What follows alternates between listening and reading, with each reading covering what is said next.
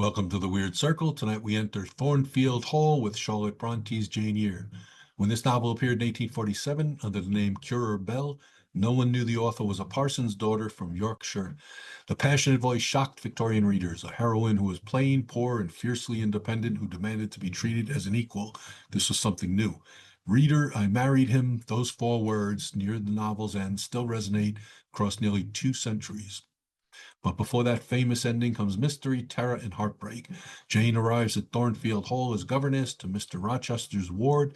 She hears strange laughter in the night. She saves Rochester from a fire that breaks out mysteriously in his bedroom. Something haunts this house. The secret of the attic, the mad woman Bertha Mason, Rochester's first wife, hidden away for years, became one of literature's most powerful revelations. It spoke to how Victorian society confined women who refused to conform. Bronte drew from her own experience as a governess, that awkward position between family and servant, belonging to neither world. Now the bell tolls for those who love against all odds. Weird Circle.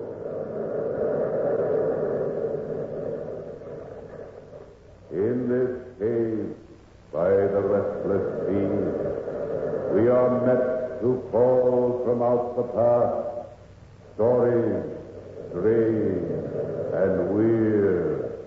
Phantoms of a world gone by speak again the immortal tale, Jane Eyre.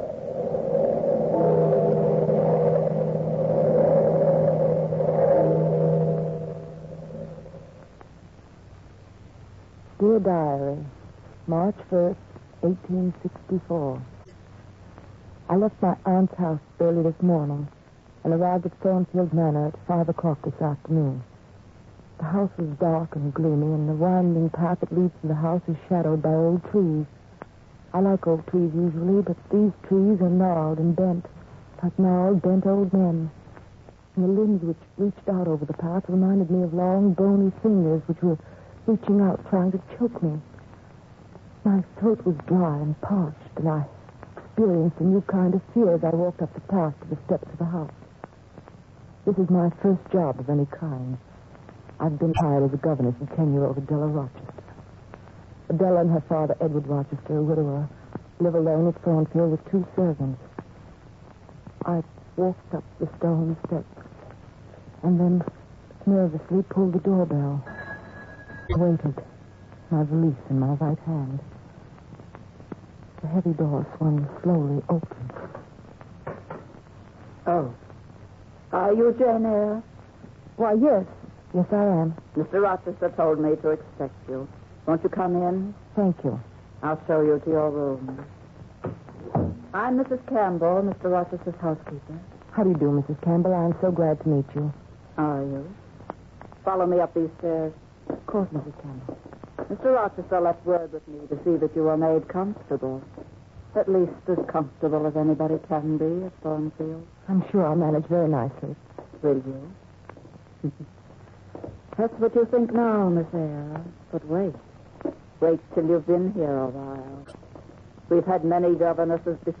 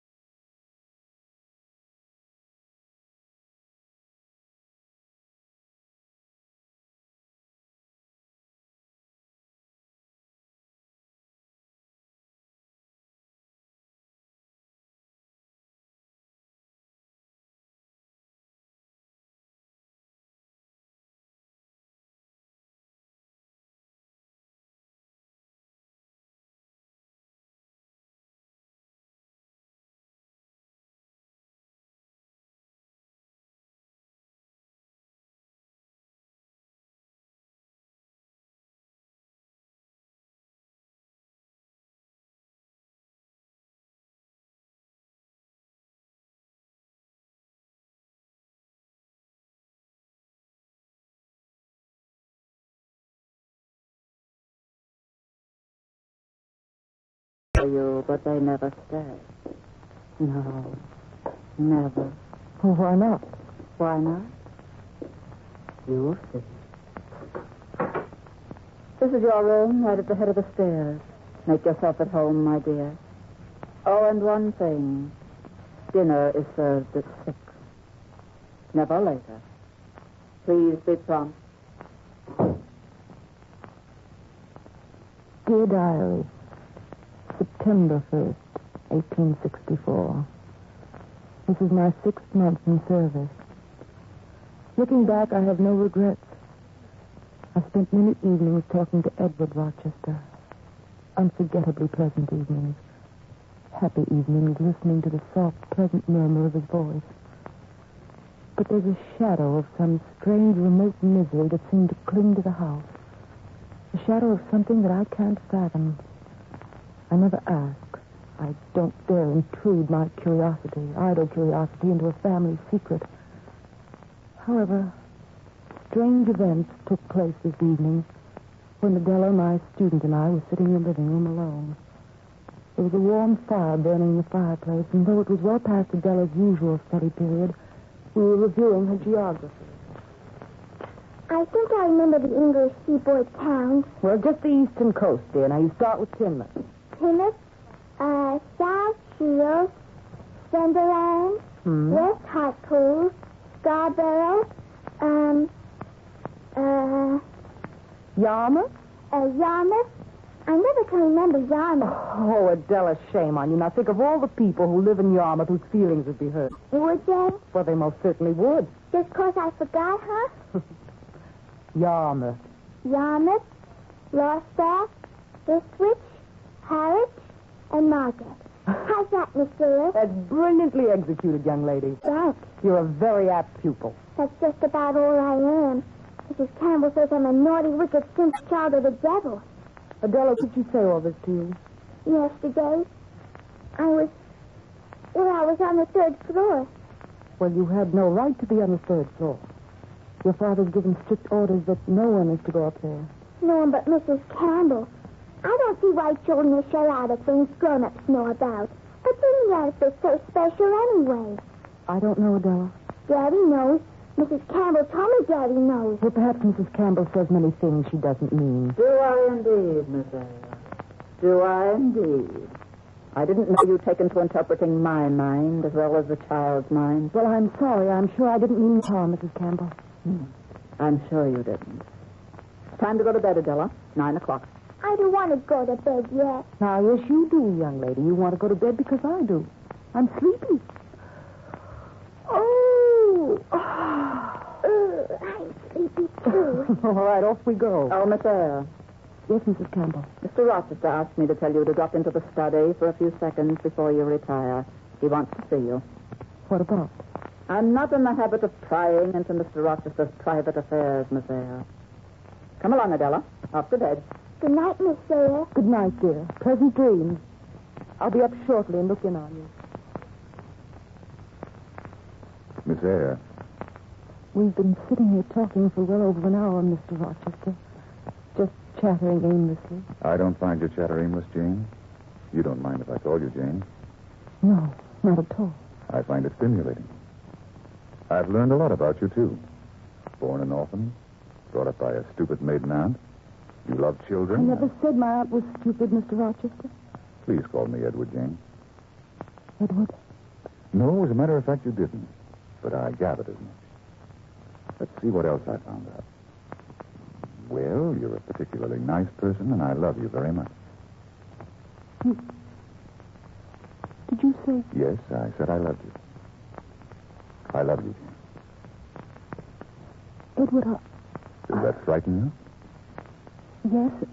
Yes, it does in a way. you? Why? Well, there's so much about you and the house that I don't understand. Trust me and try to believe in me. Edward? What's bothering you, Jane? Well, it's Adela. She's so frightened. She's frightened of the mystery in this house. There's no mystery in this house. Well, then why is the attic shut off that way? It saves fuel. Well, that's nonsense. The attic's heated. Let's say it saves fuel and let it go at that. Edward, last night I was awakened in the middle of the night by shuffling footsteps over my head, like the footsteps of a lame animal. I lay in bed trembling for hours until the footsteps subsided. You had a nightmare, probably, Jane. That wasn't the first time I heard those footsteps. Probably Mrs. Campbell rummaging up there. She has insomnia at times. Mrs. Campbell doesn't walk on all fours, Edward. Well, probably the wind.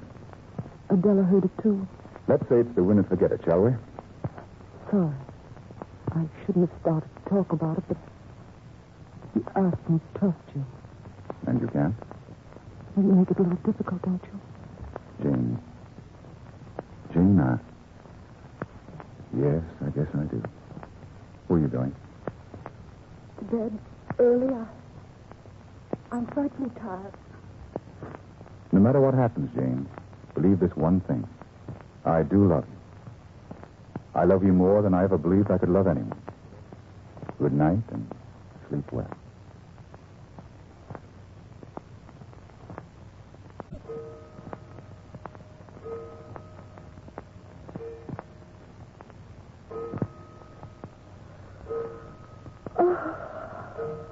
Oh, I'm so sleepy. I'm so very sleepy. Oh, I wonder if he meant what he said. Now, why would he say he loved me if he... What's the secret in this house? What's that? Oh, I wonder if it'll start again. Oh, no, it probably was the wind. My imagination runs wild at night. No wind ever moaned like that. Not even a leaf on the tree outside my window stirs. Now, how can I even think it's the wind? Oh, Edward. Edward, what are you keeping from me? Oh. There it is again. Just listen to it walking up and down and scratching the floor. Like an animal of some kind. A caged figure. Just listen to it. Oh, what could that be? It's not the wind. It's not my imagination. I'm awake. And yet No, that thing's got to stop. It's got to stop. No! Miss Eyre! Yes, Adela, wait till I open the door. Adela. Listen to that. I'm scared. Of course you are, Adela, child. Of course you are. Hear it every night. What is it up there, Miss Eyre? What makes that awful sound? What is it? I don't know, Adela. Poor child. Nothing at all, darling. You see, it stopped now. I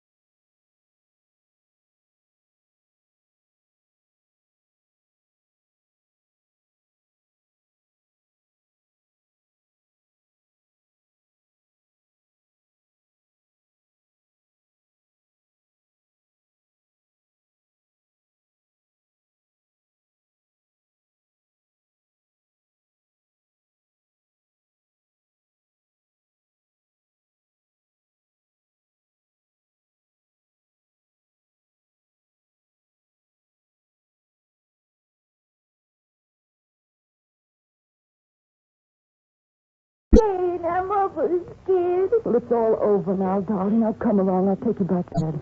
But you would have was up till I tell my daddy and he'd make it stop. I'll come dear back to bed. Would he make it stop, Miss Eyre, wouldn't he? I'm so scared, so scared. Now hop into bed again, Della. And I'll stay right here next to you until you fall asleep. Never used to be like that, never. No? When did this start, Adela? Just in the last year or so. Of course, I was never allowed in the attic, never. Shouldn't say never, because I don't remember everything, never. I'm sleepy. When you go back to sleep, Adela, you sleep, darling. I'll pull the covers way up over you. Like this. There now. This door. Something must be behind this door.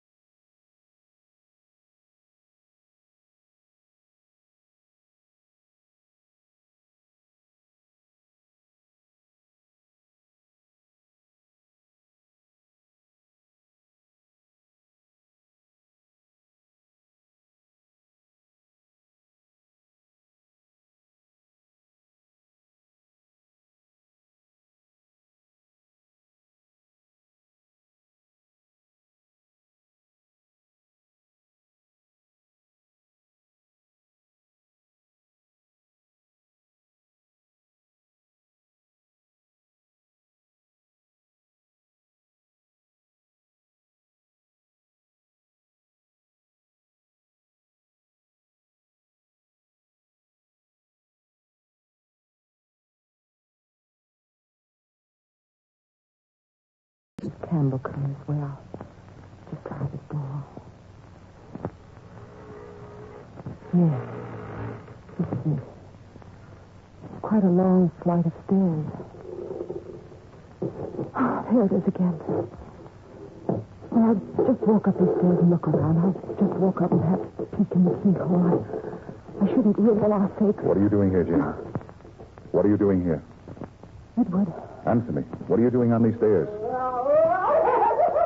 please don't look at me like that.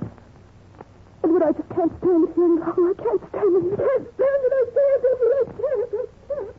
Please, Jane. Please, my darling, stop sobbing. Someday I'll explain everything to you. Honestly, I will. Come along to the study now. I'll light a fire in the fireplace and have Mrs. Campbell bring us some hot tea. You're so thoughtful, Edward. You're so thoughtful. And be careful walking down the stairs. Please forgive me Forgive you? For what? for what I've done, being so disloyal. Any woman would have done exactly what you've done. If only... If only what? If only I could tell you everything, Jane. Why can't you trust me, Edward? I can't trust anybody. Mrs. Campbell knows. Yes, Mrs. Campbell is the only one in the world who knows, Jane. Please, darling, trust me. Did your first wife know? No. No, she died without knowing. Oh, darling. Edward, is this secret the reason why Mrs. Campbell hates me so very much? She doesn't hate you, not really. She's worried about me, that's all. Here's the study. Come in and sit down. Jane, Yes, Edward. being alone is... Well, it's not good for people, really. When two people are in love, the way we're in love... Yes, Edward. Well, if the obstacles which prevent their getting married can be ignored, if they trust each other, I mean, really trust each other, Edward, what are you trying to say to me? that I love you, Jane. Can you, well, could you possibly believe in me enough to be my wife? Your wife. Please, darling, But Edward, trust me. I've been fighting loving you ever since I arrived here, and I'm tired of fighting it. Edward, I'm tired of fighting something that's stronger than I am. You will, then? Yes, Edward Rochester. I'll be your wife. You rang for me, Mr. Rochester. Yes, Mrs. Campbell, I rang for you. Would you bring me a decanter of wine and 3 glasses? 3 glasses, sir. Yes, Mrs. Campbell. I thought perhaps you'd be the first to congratulate the bride and bridegroom to be. Yes. Yes, I'd like to be the first. Congratulations, sir, and a long and happy married life.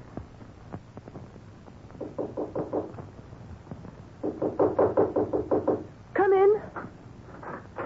Good morning, Miss Eyre. Do you mind if I come in for a while? No, please do. I was just brushing my hair, Miss Campbell. Do you seriously intend to go through with this marriage, Miss Eyre? Why, yes, Mrs. Campbell. Oh, you fool, you idiot. Really, Mrs. Campbell? Take my advice and pack your clothes as fast as you can pack them and leave this house. Well, I don't understand. Naturally, you don't understand. There are a lot of things you don't understand, Miss Eyre. I know there are. But I trust Mr. Rochester. Do you? Do you indeed? Yes, I do. And I don't like your attitude toward me at all. You don't? You don't like my attitude, eh? You've no idea what you're getting into. I came into this room with only one idea to warn you. And you, like a silly, sniveling schoolgirl instead of a grown woman, you don't like my attitude. Mrs. Campbell, if you admit that I'm a grown woman, then perhaps I'm old enough to make up my own mind. Perhaps you are. Frankly, I don't care what happens to you. A pretty face like yours has no meaning for me, even if it has trapped Edward Rochester. Trapped him? Yes, trapped him. But I do care what happens to him. And I warn you right now, I'll do everything within my power to see that your marriage does not go through. There's nothing that you can, Mrs. Campbell. Nothing. Isn't there? Well, a certain Mr. Mason could do a lot. You won't be married for 4 days. And I can do a lot in 4 days. September 5th, 1864. Tears. My tears splotched the page as I write to you, dear diary. Today was my wedding day. Guests arrived as planned at 5 o'clock this afternoon. The minister waited at a hastily built altar in the parlor as Edward and I walked hand in hand toward him. Then the wedding ceremony started. Dearly beloved, we are gathered together here in the sight of God and in the face of this company to join together this man and this woman in holy matrimony, which is an honorable estate instituted of God, signifying unto us that into this holy estate these 2 persons present come now to be joined. If any man can show just cause why they may not be lawfully joined together, let him now speak, or else hereafter forever hold his peace. Wait a minute. I'll speak. I'll speak, although it should be obvious to others in this room that a marriage between Edward Rochester and anybody is completely illegal. Mason. Yes, it's me, Edward. How did you know? How did I know you were intending to get married? Ask your housekeeper. Mrs. Campbell? Yes, Mr. Rochester. I wrote a letter to Mr. Mason and had him come to Thornfield at once. And so I came. Just in time to watch this pretty little farce be enacted. Edward, what's he talking about? Yes, what's this all about? Why don't you tell them, Edward? Tell them the truth. What is it, Edward? I can't tell them, but I'll show them. I'll show everybody what you did to me, Mason. Come along, everyone. Where are you going, Edward? To the attic, Jane. Come along, all of you. And I'll show you what he's talking about. I'll show you why Mason can speak now and speak fairly. I'll show you what he means. Well, ladies and gentlemen, this is the famous secret attic of my home. Follow me right here to the left. Oh, no. Listen to that, everyone. Listen. Do you know what that is? Wait till I open the door and you can see for yourselves. You'll see a woman running around a room like a caged animal, limping on all fours like a beast, with hair on her face and her arms, hair like a... You'll see, all of you. You'll see. Oh, no. Well, Bertha, how are you today? I like to dance. I like to see death. May I introduce my wife to you? Edward. This is my wife, Bertha Mason. My wife and his daughter, Mason's daughter. I was forced to marry her when I was a youngster. I never met this woman before I stood in front of the altar with her. You were given a good dowry at the time. Oh, yes. Yes, you provided an excellent dowry. And then... Then when I drew my bride's veil off of her face, I saw this face. The face of a congenital idiot. Edward. Oh.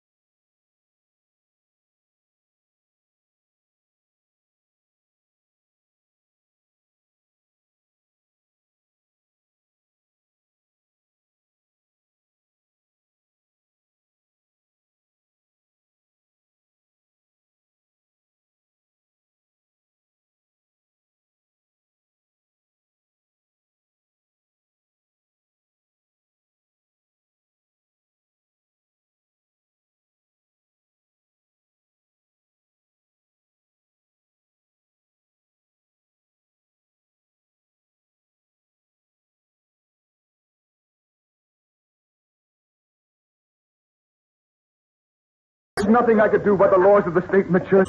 You can't divorce an insane, a hopelessly insane woman. Edward, what of Adela? Adela's not my child. She's adopted. I need some interest in life. I needed someone to care for. And I thought Adela would be the answer to my loneliness. Until I met you, Jane. Oh, until I met you. Edward, my darling, what can I say to you? That you hate me and I don't blame you. She should hate you, Edward. No. And I don't blame her. I don't blame her at all. So, diary, so it was that I discovered the secret of the attic. Secret of the tragedy which clung to Thornfield. The guests left the house hurriedly. I went to my room and packed my clothes. Then I walked slowly downstairs, without saying goodbye to anyone, not even to Adela. I was confused and alone. At the foot of the stairs, Mrs. Campbell stopped me. Miss Eyre, are you leaving? Yes, Mrs. Campbell. Please say goodbye to everybody for me. I had to do what I did, Miss Eyre, for his sake and for yours. Yes, I understand. Please don't say any more. Yes, Miss Eyre. Take good care of him, Mrs. Campbell. I will, my dear. I will. Very good care of him. Goodbye and good luck. He said goodbye. For quite a while, I stood outside the door trying to collect myself. Then I started to walk down the road, alone. Suddenly, I turned around and gazed back at Thornfield. The entire house was on fire. I dropped my suitcase and I ran back as quickly as I could. Mrs. Campbell and Adela were standing outside the house. Mrs. Campbell called out to me. Shut up! Shut up! Yes, Mrs. Campbell. He's trapped up there. Look on the roof. Edward, darling. Oh, Mrs. Campbell, we've got to help her. We've got to. I told him not to go up and help her. That fool of a woman set fire to the place. She's like a child with matches. She's on the roof. Who went up to rescue her? Edward! Nobody else let me up. I'm free! I'm free! I'm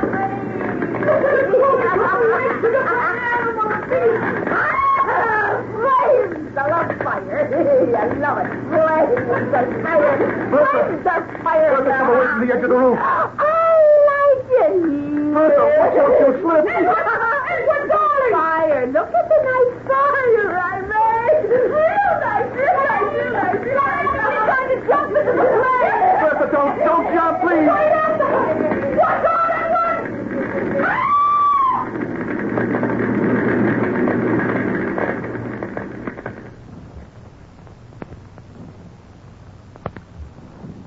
Bertha Mason slipped as she reached the edge of the roof and went hurtling over the edge into the flames below.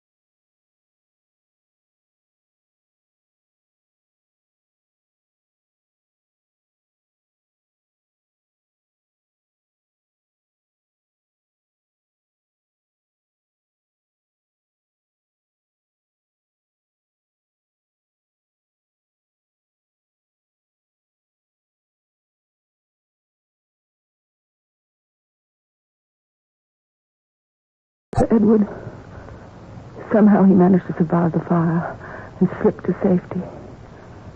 They took him to the hospital for immediate treatment. Now, as I sit by his bedside, writing to you, dear diary, gazing at the beloved features I know so well, I conclude the diary of Jane Eyre. Wait I must, perhaps for many months, but wait I will, to become the wife of the man I love. September 5th, 1864.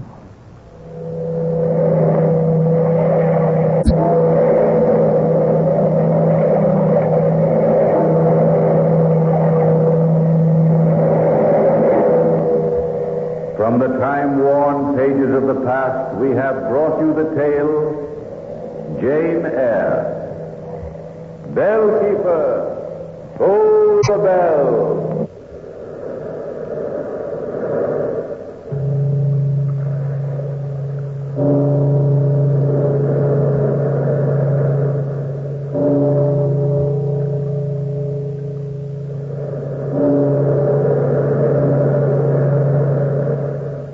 This is the United States Armed Forces Radio and Television Service.